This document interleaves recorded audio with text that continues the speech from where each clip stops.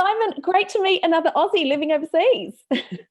Great to meet. Yeah, I think there's a lot of us, aren't there?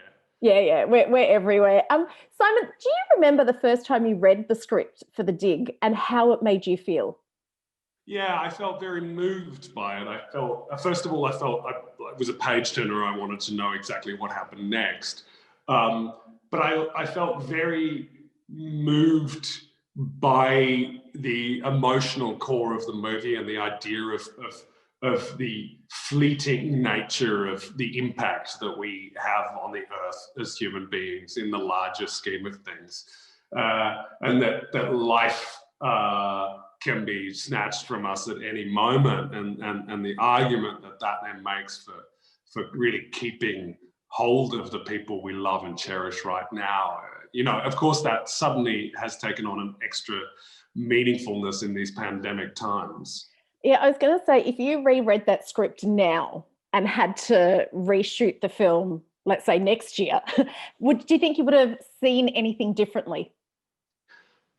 I don't think so, because the funny thing was I was from the beginning of my work on the film, I was always saying to everyone involved, and they would sometimes kind of go, why is that your takeaway from this? I was like, this is about a society in crisis and how a society in crisis needs to band together to save elements of their civilization from disappearing.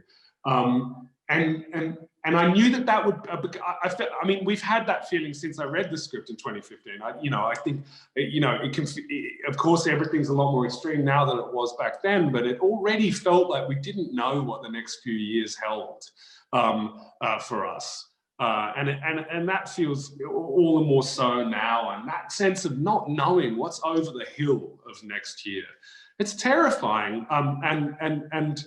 And the more we can connect with the here and now with the people that we love and have with us, all the better. And those extraordinary performances from Carey and Rafe and Lily and Johnny and Monica and Archie really show that the kind of humanistic spirit at the core of this film, the searching for joy in the most unexpected of places, is really warming. You mentioned some of the cast there, and I'm just going to focus on Carey and Rafe for a second, because they're all phenomenal, but their performances are incredible. They're so experienced at this, though. So when you direct them, what angle do you take?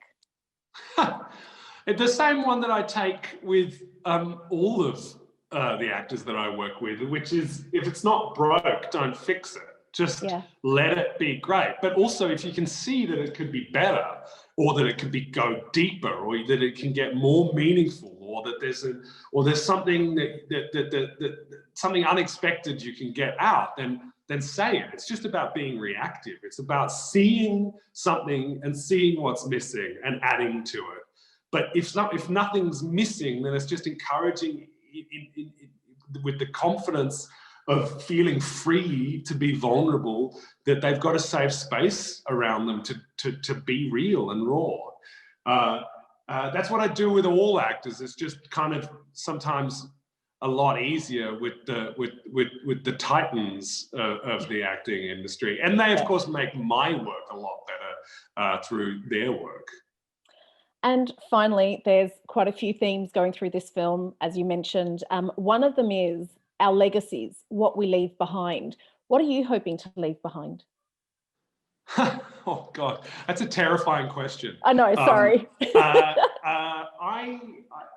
really try not to think about it. I'm trying to focus on the here and now, like the other themes of the film suggest. No, I hope that if I keep being honest and critical with myself, of always questioning whether or not this really is at the core of what I want to be saying about society at the moment, paying attention to the way the world is changing, and always feeling like I'm a citizen of the world as it is now, and not just the world that I grew up in. And I think our responsibility as artists is to really pay attention to the way the world changes, and to make sure that we're staying up to date with the times and really reflecting the world as it is.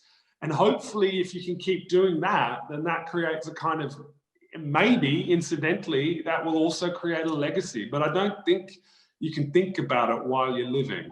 No, but I think you've got it there. By living in the now, you're creating your legacy for later. And I really like that. That's very well put. Yeah. Yes. Simon, it's such a pleasure to meet you. Thanks for taking the time out to chat. Thanks. Great to meet you.